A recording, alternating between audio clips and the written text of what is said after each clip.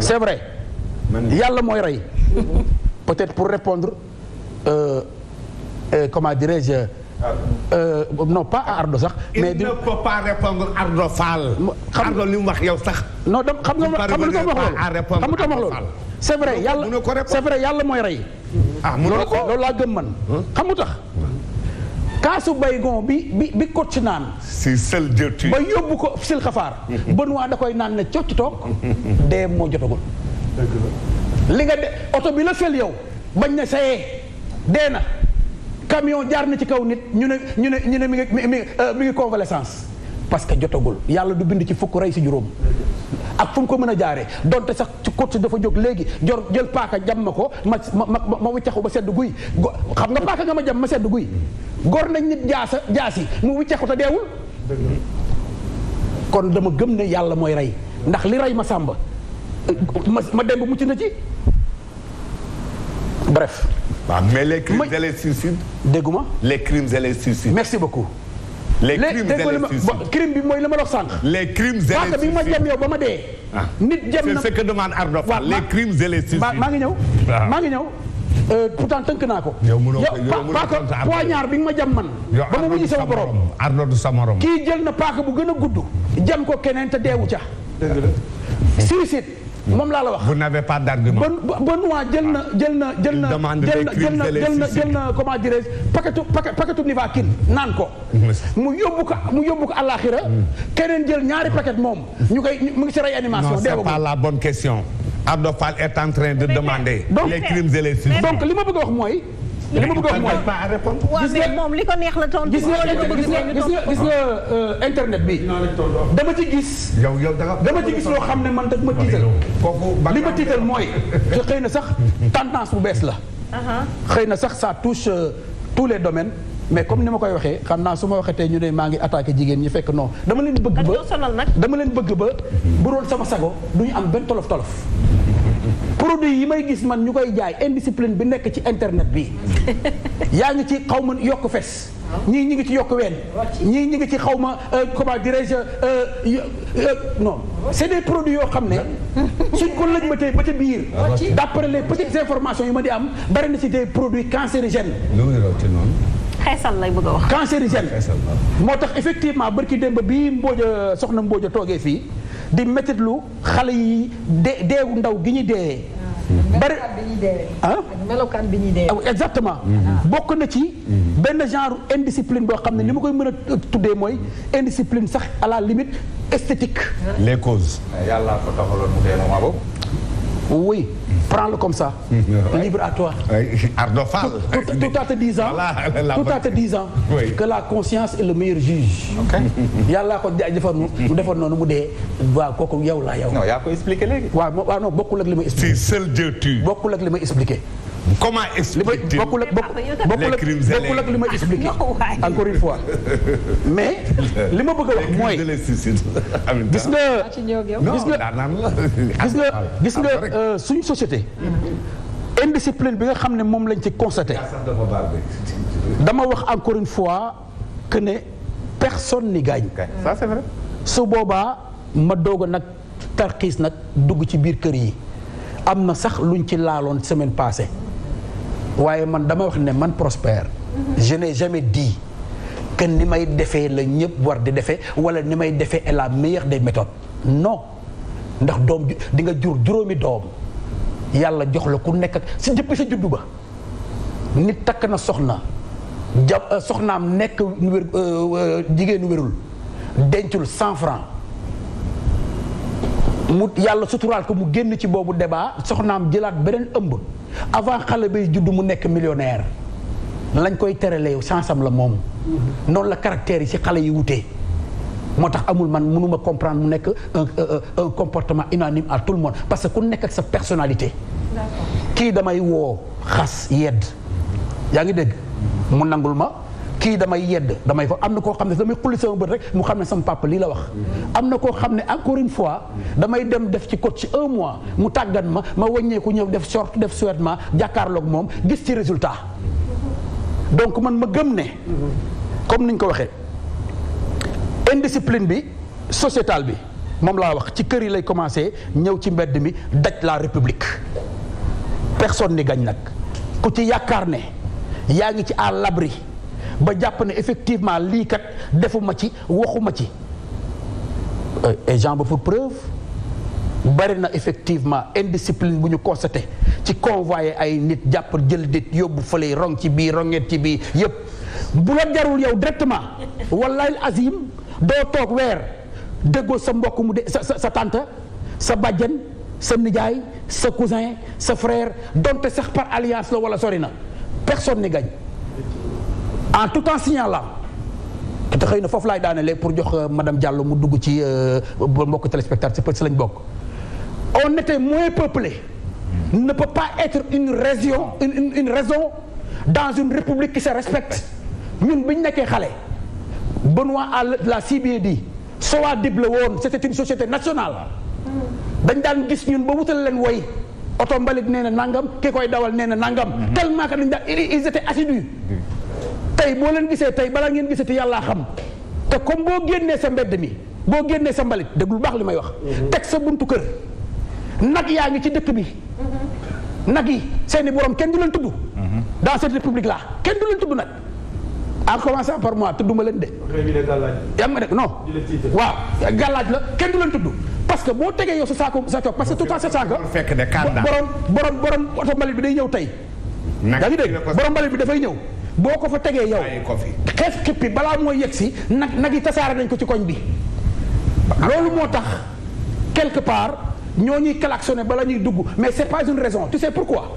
parce que damay wax ne dans une république qui se respecte oto mbalit moo war a am une organisation ba nga xam ne comme ni mu amee woon bu njëkk man damay wax ne au Sénégal gis nga yooyu nga ñooñu nga doon remercier barki démb teg fi pôle teg fi nangam après benn dafa am loo fàtte Benoît c'est pour mu mujj fan mbëbës ñun dañ judd fekk ko fi heure bi waroon na fekk mu nekk usine de traitement des déchets comme ni ñu koy wooyee ordure loolu la waroon doon man à la place man boog su ma amoon ndogal ci réew mi à la place monument renaissance bi ñu def 17 milliards dama koy def man usine de transformation des déchets man Prospère fii ci dëkk bi noonu lay def. Non, c'est vrai. Donc la surpopulation ne peut pas expliquer l'indiscipline dans laquelle nous vivons et j'en veux pour preuve la Chine fait 1 milliard d'individus. La Chine fait 1 milliard d'individus. Et ils sont disciplinés. bu lay nuyu sax ni parmi les personnes les plus disciplinées de cette planète c'est les Asiatiques. loolu mooy dëgg les Asiatiques en général su lay nuyu sax nii la ñuy def disciplinés ils sont 1 milliard. 1 milliard. madame 1 milliard. La Chine ils sont 1 milliard. 1 milliard bi sax dama ko wax sax pour yama foofu mais plus d'1 milliard. Les plus disciplinés aussi. Exactement. Voilà. Les plus paresseux c'est que. Je ne saurais te dire. Non. Je ne saurais te dire. Non, je ne saurais te dire parce que mënuma quand même. bàyyi ma tontu la. bàyyi ma tontu la. génnuñu si les plus paresseux. bàyyi ma tontu la. il faut les dénoncer. Sénégalais génnuñu il faut dénoncer les plus. bàyyi ma tontu la dama ne. man li may tontu mooy. La surpopulation ne peut pas expliquer l'indiscipline dans laquelle nous sommes plongés depuis les indépendances. Les plus paresseux. yaa ngi dégg la preuve lépp lu ñu fi tubaab bi bàyyi loon rek détérioré wu na ndax suñu indiscipline. jaban stade de l'amitié bi ko chinois yi tabax tey jii dara lu xar la daral biñ koy def discipline bu ñuy liggéey sax coow du bëri. kenn du fa dugg sax. maa la li si coow sax du bëri stade bii ñuy bëree barki Dembo Ndiaye. defar nañ ko sans bruit ni murmure boo ko joxoon entrepreneur sénégalais xam coow li jàppal bàyyi tëllëx mëllëx rajax tës coow li jàppal bàyyi buñ ci tegee 10 ans tout ça ñu naan woy le bâtiment menace de s'effondrer exactement.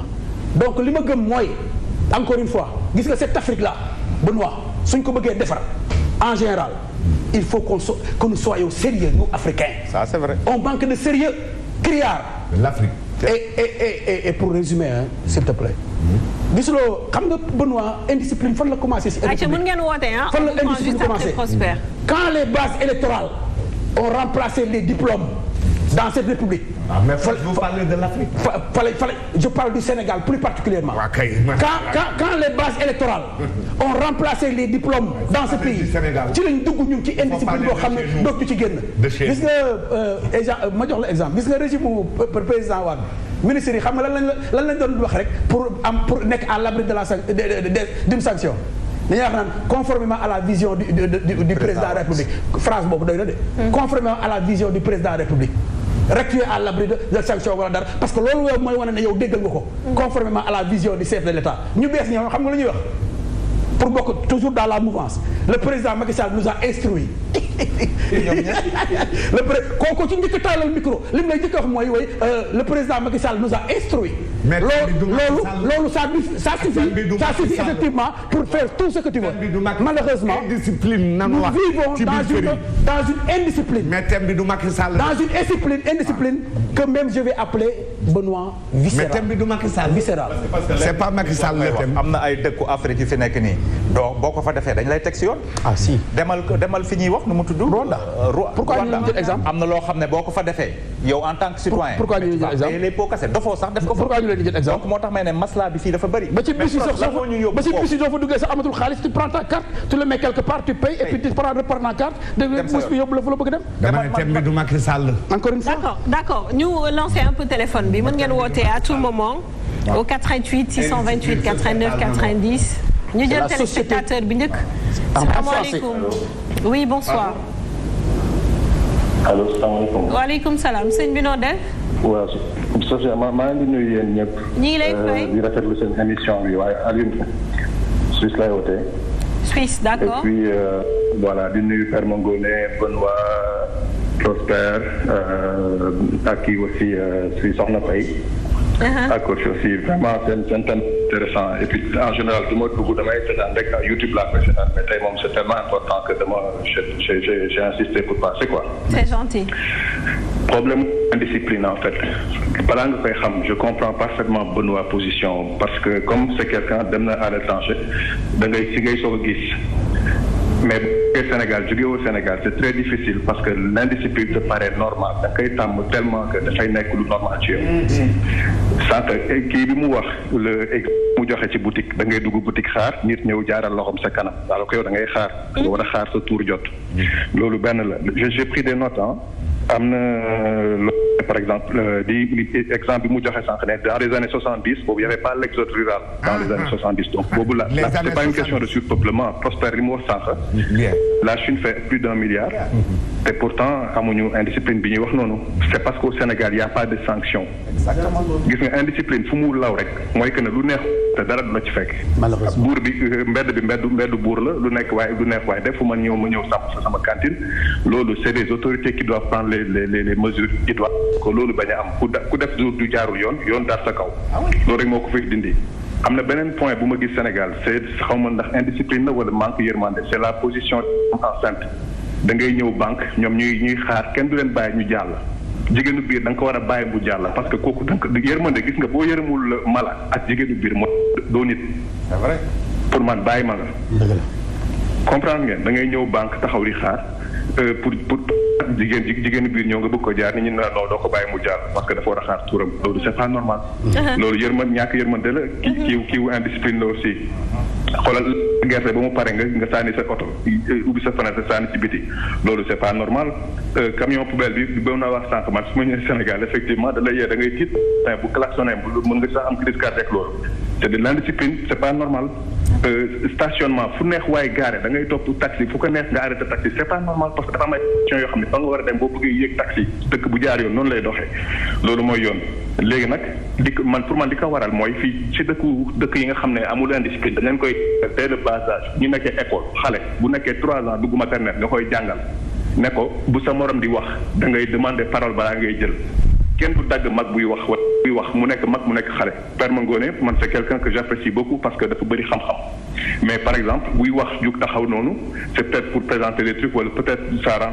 cadre mais man pour man moo gën a mag dañ koy jox cëru mag mais papa booy wax da ngay toog gis nga ñëpp a ngi toog te booy wax dañuy dégg parce que tere la ñu nekk mais le fait que booy wax nga jug jàkkaarloo kii bi noonu je pense que da ngay dem ak xool waaw da ngay def xool ngay jël quoi mais c'est mon habitude taxaw parce que fam looy wane l'habitude est une seconde nature l'habitude est une seconde nature mais l'habitude elle est faite pour être changée mais c'est mon habitude je suis habitué moo tax ma ne dañuy jàng lu bëri ci yow te dañ koy rafet. non pas ça nag parce que ça je suis habitué depuis la famille Falline quand il parle il se met debout dañ ko déglu la famille Falline macha allah xoolal yal na la yàlla may nga pan fi tey weer te dañu yàgg ay sooteen xalaat dañ ci jël lu bëri dëgg la mais rek da nga ciy jéem a góorgóorlu rek mooy bu keneen di wax bu ko dagg parce que loolu non waxoo woon loolu jóg bi nga waxoon non yaa tout damay wax rek dama lay jox man sama retour bi ñuy am parce que yéen da ngeen nekk te rek ñu leen di seetaan donc pour loolu rek la on est plus de 60 millions d'habitants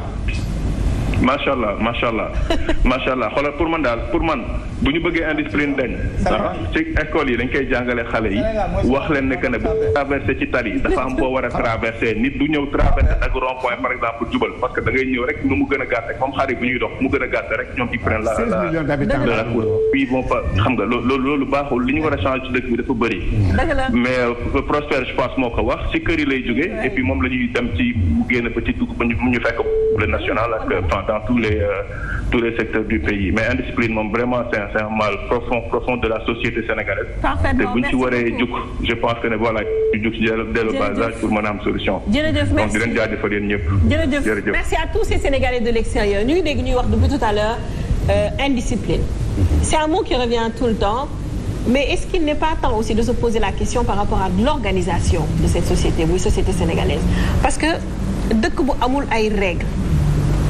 dëkk bu amul ay règles est-ce que nit ñi mën nañu tënku ci règles yooyu exemple yi ñu fi jot a joxe yi Benoît joxe par rapport ak ñi nga xam ne dañuy dem di jàpp ci mbedd yi si on avait au moins préparé les gens wutal leen fenn foo xam ne dañ fa war a jàppee bu vendredi jotee est-ce que dinañ bàyyi endroit yooyu génn di dem jàppoo fenn muy benn exemple beneen exemple par rapport ak ordures yi nii oto mbalit du fépp la ñuy mën dugg parce que y a des koñ am na ay koñ yoo xam ne dañ leen construire de façon étroite soo fa demee oto sax xaju fa am na koñ fii Sénégal yoo xam ne ay charrette rek ñoo fay dugg charrette yi sax bu ñu fa duggee yenn saa yi dañuy dugg jël pôle yi génne ko tuur si charrette bi daal di génnewaat ñëwaat teg charrette yi amuñu heure dañuy ñëw heure bu leen neex soit le matin wala l'après-midi bu ñu ñëwee yuuxu charrette nga génne loolu sa poche lay génnee yow yaa koy fay yaay fay charrette bi chaque fin du mois bokkul peut-être ak yéen xaw ma naka ngeen daan organiser au temps yooyu oto yooyu ba xam état bi moo ko doon fay day def navette ñëw jël li muy jël daal di dem organisation bi manqué ci société bi est-ce que du loolu moo tax ku nekk di defee nu ko neexee ku nekk di def nu ko sentiré da ngay dem ci boutique comme ni muy wax nii fii Sénégal mënuñoo respecter femme enceinte et c'est dommage et c'est partout waaw moom laa def organisation dafa am aux États-Unis soo demee ci grande surface yi jigéen ñi boo taxawee doo rang tu viens da ngay def li ngay def hôpitaux yi même chose mais fii waxuma boutique la ñuy wax mais boo demee hôpital nekk femme enceinte da ngay xaar c'est pas normal da ngay xaar ñi la fa jiitu depuis 7 heures wala depuis 6 heures et demie ñoom la ñuy njëkk a jël parce que ordre d'arrivée la ñuy jëlee feneen ak feneen noonu ak entreprise boo fi mën dem mais Safia li nga wax si oto mbalit fu mu mënul dugg am na point boo xam ne ñëpp fa la ñu war a dem dajee pour teg fa mbalit yi fii. mais gars yi dañ ko dul d'accord parce que point mais pourquoi këru jàmbur lay doon. non defal ndànk avant il y avait les SICAP Liberté 3 yoo xam ne ay 2 pièces 3 pièces la oto mbalit mënul dugg si couloir yooyu mais dañ ko daan génnee ba si tali bi nii ñu sotti ñu ñëwaat jël est-ce que kër yi bëri woon na comme instant bi nga xam ne fa ñu daan teg mbalit yi léegi dafa am kër papa naa ci ñëw léegi dañuy waxtaan su ma paree naa leen jëlaat fi nga xam ne foofu ngay teg mbalit yi buntu këru jàmbur la boo ko tegee sax mu ne lu tax nga teg fii mbalit yi sama buntu kër kenn du d'accord mooy organisation bi nga wax Safia merci de question bi nga wax gis nga pros ñun Sénégal dañuy tabax duñu calculer sax parking mais manque d'organisation da ngay gis ñu tabax immeuble yu rafet un citoyen ñëw doo am foo gaare nga dem kër jàmbur gaare fa muy indiscipline moom su ñëwee du am fu mu gaare moom bu ñëwee du am sax fu mu gaare buntu këram donc ñun on est mal barré parce que li mu wax c'est la réalité organisation boobu fan la war a jógee ministère de l'urbanisme c'est ça ñoom keroog wax naa ko fi nit kuy tabax da ngay fay ay timbre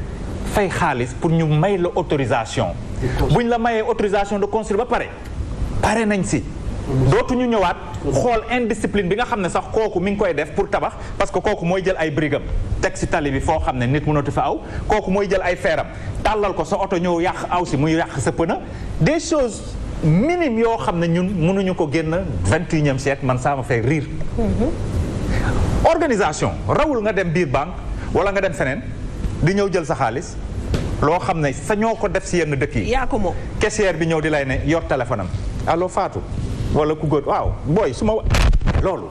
indiscipline mënu ko raw. yow client bi waroo taxaw ak moom face to face ngeen di wax nga yor téléphone sañoo ko def yenn dëkk yi à part que chef de banque bi woo ko wala dara moo tax nee nañu am na yenn société sa téléphone da nga koy fay par force ba jël sa pause nga taalaat def si li nga fay def mais ça n'existe pas au Sénégal nga dem di fay foo xam ne da nga leen di indil xaalis mais indiscipline bi am si biir foofu même ki ngay jox sa xaalis man am na koo xam ne ñëpp ko reconnaître foofu mais du ma pour bañ a tooñ du ma wax turu société bi ma wax dara mais boo ñëwee ni muy recevoir say facture ak ni mu lay traité indiscipline mënul raw loolu ma dem si chef d'agence bi mu ne ma j'ai eu presque 50 réclamations ma ne ko après mi ngi fi toog ba léegi non dañ ko war a dàq amul ay masla ak affaire yooyu wala ñu sanctionné ko nga xam ne keneen ku fa ñëwoon discipline dafay am et je rejoins dañ ko yar sax ñu yar bon mais bu fekkee chaque jour yaa ngi am réclamation moo tax ma ne leen Sénégal gis nga tali bi bu fekkoon dañoo am ay agents yu doy Benoît def infraction ñu bindal ko mu dem fay ñu jël ci xaalis boobu ne police am nañ ci part boo xam ne pays monde yi avancé yëpp noonu la am nañ ci part boo xam ne dañ leen koy daggal parce que ñu ngi def seen liggéey de un indiscipline dootul am ci tali bi parce que sénégalais boo laalee poche am mu yëg ko mais li waajooju wax sànq lu waay neex def te dara du la ci fekk nga gis koo xam ne day ñëw buntu Safia amul droit sotti fa ngooñam ne fa rëq ngooñam ñu ñëw ne ko yow sa ngooñ bi kat amoo droit teg mu ne utal leen ma fi ma teg yow fi nga ko njëkk a teg amoo droit teg ko fa ba pare balaa ñu lay utal feneen nga gis ñoo xam ne dañuy defar oto xool koñ bi ni mu neexee yaatu ñu ñëw ne fa sarax nga wax leen jóg leen ñu ne non non amuñu fuñ jëm mais attends loolu li Safia wax c'est la réalité organisation bokk na ci li nu mu tudd coach wax sànq man am na loo xam ne dama koy joomal sama bopp guddi ñu ne fii sens interdit la 4 heures du matin du tax ma jaar fa même bu fekkee damay wëri pour dugg sama kër du ma ko def parce que c'est pour me protéger exactement c'est pour me protéger ba pare pour ma respecter parce que am na yenn dëkk yoo xam ne boo ko defoon tu es foutu foog nga ne tëdd na non le lendemain sa ticket daf la fay fekk ba pare ñu nangu sa permis daf la ay points moo tax li Pros wax c'est la réalité Afrique on est mal barré. ayca ñu jël téléspectateurs yi 88 628 89 90 88 628 28 28 salaamaaleykum allo bonsoir. maaleykum salaam. sëñ bi noo def mbaa yaa ngi ci jàmm. ñu ngi sant yàlla alhamdulilah. alhamdulilah ñu ngi lay déglu sa xalaat ci thème tey bi. waaw thème bi am na solo trop li ngeen di waxtaane am na solo mais li ngeen di waxtaane am na ku koy def ci plateau bi. pardon. man ni li ngeen di waxtaane am na ku koy def ci plateau bi mooy père nga mooy ngoone moomu nee leen ko mu. bàyyi leen sam papa bàyyi leen sam pour da ngeen di tax muy jóg.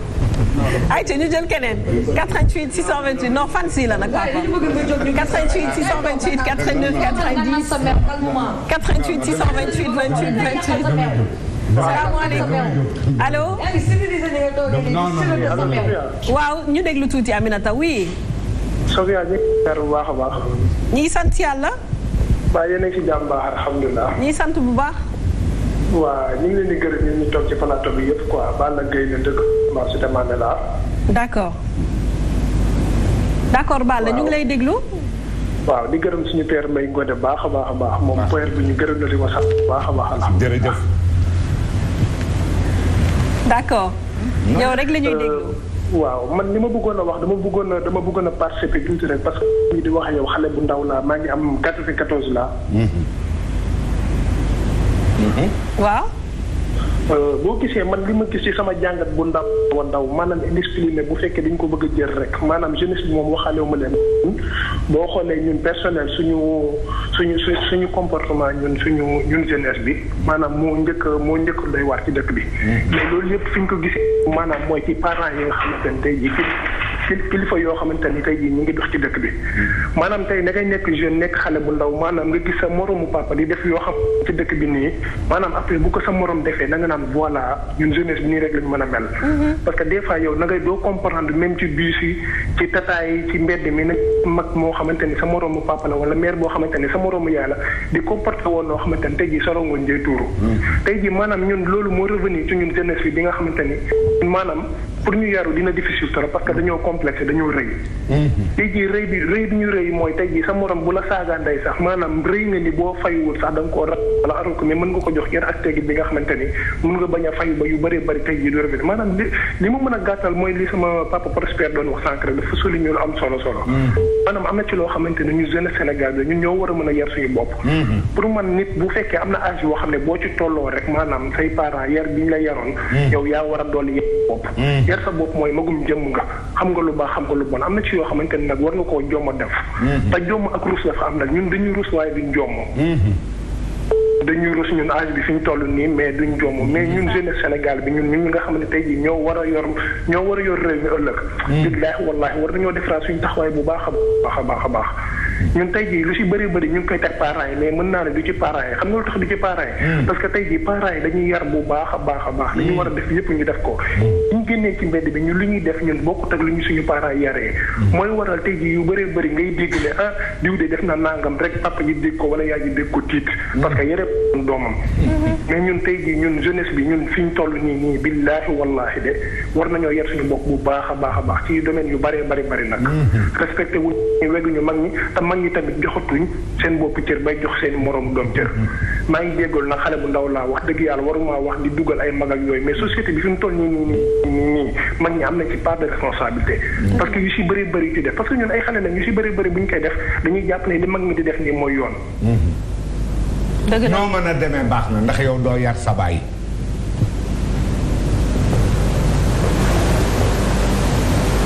88 628 89 90 ñu jël keneen. allo. oui bonsoir. bonsoir salaamaaleykum. waaleykum salaam sëñ bi. waaw émission gis-gis ah. waaw yaa ngi en direct ci émission gis-gis. voilà donc maa ngi ziar ñëpp. ñu ngi dellu ziar vraiment di leen remercier aussi plateau bi yëpp ah. merci parce que vraiment ba nga xamante ne. non seulement yéen ngi divertir nit ñi mais yéen ngi def émission ba nga xamante ne vraiment daal dañ leen di ñaanal yàlla. merci jërëjëf yàlla fay yéen ñëpp. jërëjëf. voilà donc li ma ci doon wax mooy Père Ngoné ñu ngi lay ziar bu baax di la nuyu. yàlla na la sunu borom delloo ziar. te et puis vraiment yow def naa yaay gis-gis. donc loolu li il faut ñu nangu ko. bu ñu koy gis yow daal chapeau. les cœurs. les cœurs je veux les cœurs. voilà donc voilà mu ngi noonu léegi Benoît musuma ànd nag ak moom mais vraiment tey ànd na ak moom. bien vrai que bon man def naa États-Unis laa nekkoon mooy yàgg naa fa mais indiscipline bi Benoît wax. ci Sénégal lii tax Sénégal doxul bokk na ci. ndaxte aussi bu ñuy roy tubaab yi je crois que nañu jéem a ci li nga xamante ne moo baax. dëgg la li nga xamante ne baaxul ñu bàyyi ko gannaaw te lii baax ci tubaab yi roy ñu ko ci tubaab yi. xëy na nag lii bon it jëluñu ko waaye lii baaxul ci ñoom. ndaxte yaakaar naa Benoît li ma def ko dund mais la nga xamante ne la Sénégalais yi dañu ko war a parce que indiscipline bi vraiment dafa ëpp muy même dama tiit ak mbas mi bés bu taw bi commencé ba nit ubbi seen seen rigol yi like ndox bi yëpp day sotteeku. imagine tey loolu ànd ak feebar bi day jëm. lu nekk de dëgg la de.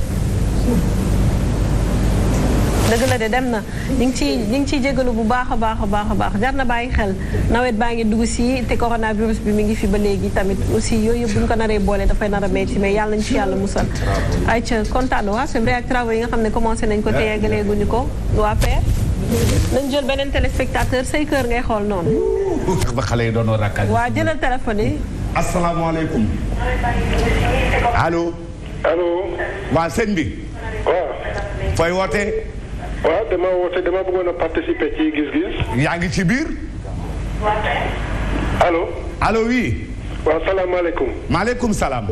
waaw dama bëggoon a participer ci émission bi. yaa ngi ci biir jàkkaarloo ak góor gi. maa ngi leen di nuyu. ñu ngi lay fay. yéen ñi nekk ci plateau bi yëpp. ak yow moomoo dëkk bi nga dëkk. man Sénégal fii laa leen wooyee ci Dakar. ndeysaan fan. maa ngi dëkk Derklé. yàgguma jël émission bi. waaw.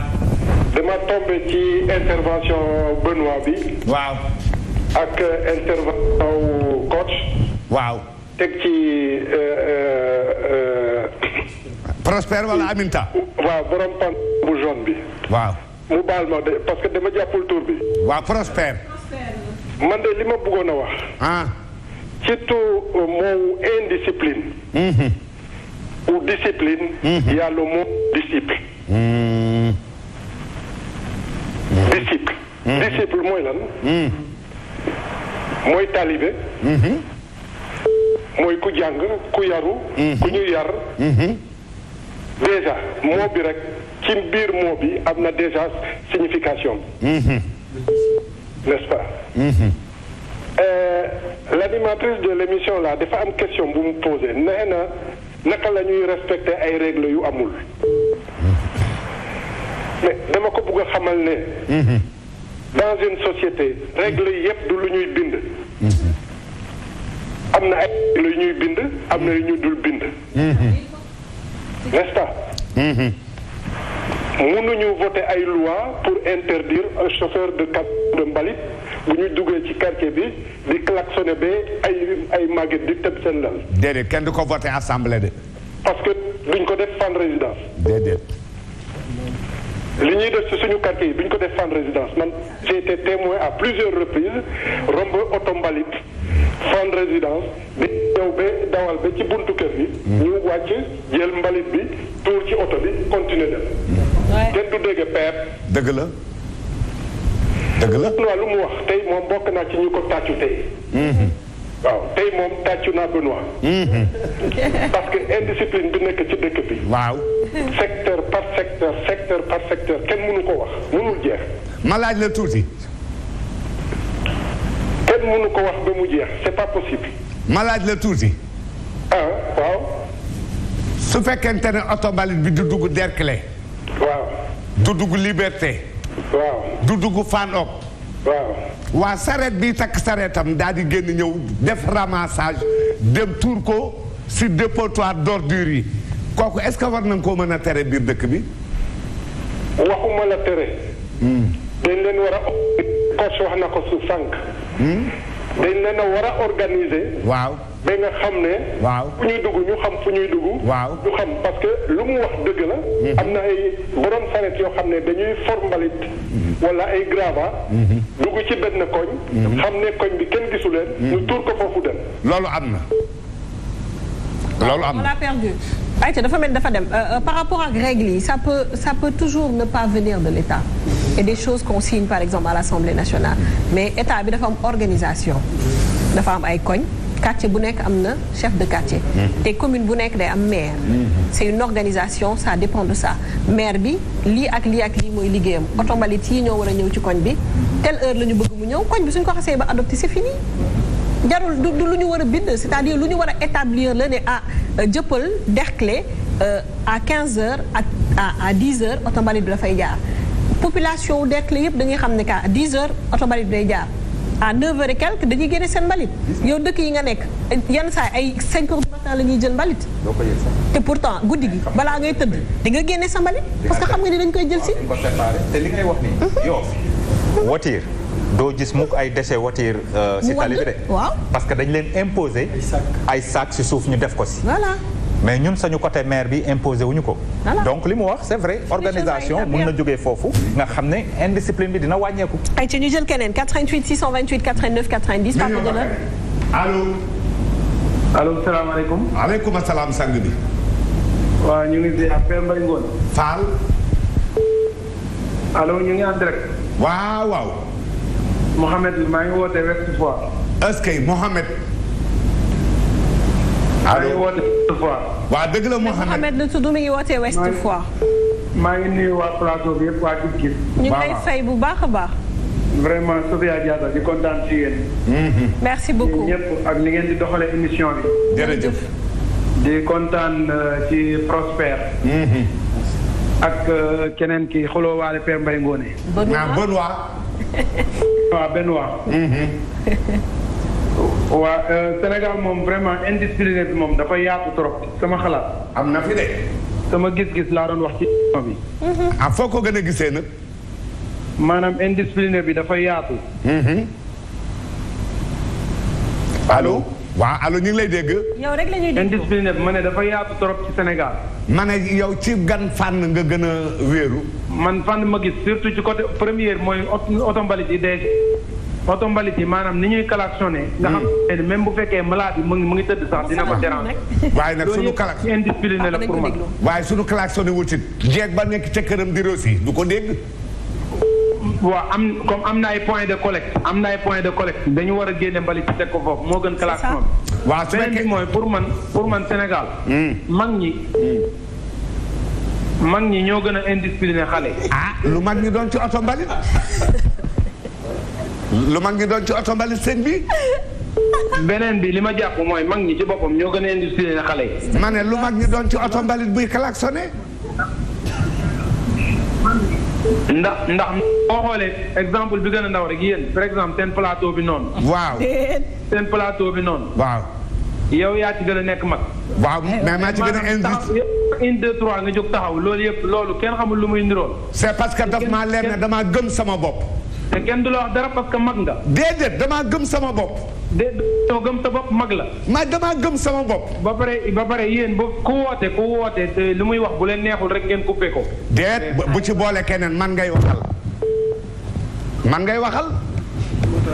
ah non bu ci boole keneen nag yow tamit. en tout cas daal. waaw dëgg yàlla boo nekkee ak say nawle ci plateau bi. non loolu moom saw yoon newu ci. gis-gis la nag. waaw waaye saw yoon newu ci wallaay saw yoon newu ci ku baax. gis-gis la daal. waaw mais sa gisin nag du ne rek moom moo gën. waaw foofu nga jógee léegi am na ku taxaw gërëm ma fi. am na ko dañuy lekk xaalis bul def loolu. xam nga bàyyi bi ñu lay bàyyi nga taxaw noonu kenn du. parce que mag nga. déedéet du loolu de. bugaan ragaluma de. bugaan ragaluma de xamoo lan la. waaw Pape bàyyi ko rek moom bàyyi ko mu ñëw tamit du ma lekk xaalisam yow tamit. ah waay non nga ne. waaw xam nga gis-gis ngeen ne. waaw. te man damaa jënd sama crédit di woote. waaw déedéet waaw non nanu wax rek.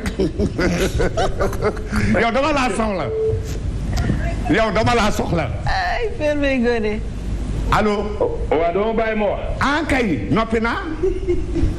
non man xam nga gis la te sama gis-gis laay wax. waaw. maanaam jóg taxaw bi ngay jóg taxaw 1 2 3 ñu bare ci ñuy seetaan. déet xamal sa bopp mais papa il faut ñu def sondage ci jógu Père Mbaye Ngoné. waaw sondage rek. moo tax man sondage ñi gën a bañ nga toog suñu bëree sondage rek sondage. ñi nangu ma toog ak ñi bañ ma toog. sondage malgré que wax yàlla émission bi moom malgré que mënoo ci ñàkk yaay star. déet non non yàlla man taalibe Sëñ Touba laa taalibe Sëñ Modou. man mënoo maa bañ mënoo maa bañ. gis la rek gis xam nga man tamit sama xel. il est très gentil. yow ab murit nga yow. allo. ma ne ab murit nga. dafa mel ni dem na de. waay war ngeen bàyyi na ma lekk. waaw papa baa ñu jël kenn ma tourné waat ci gars yi. ñu jël moo tax bëgguma mu dem damaa bëggoon lekk xaalisam fi. waaw jëlal keneen. waaw nañ jël keneen mais bëgg naa mu ñëwaat li mu yor laa bëgg a jeexal. salaamaaleykum. allo. maa la dàq jaay fuuf. yow xamoo ma sax. 88 628 89 90 88 628 su ma jëlee sow mi maul mi su ma ko jëlee. sow bi da ñaari bouteille. man ñii maa leen ëpp condition physique gën leen a saf xorom. moom bañ na ko mu ne man maay staru. yaa émission bi. waaw mais ba pare nag sikk ma ba pare yow li nga mujjee moom nga war a njëkkee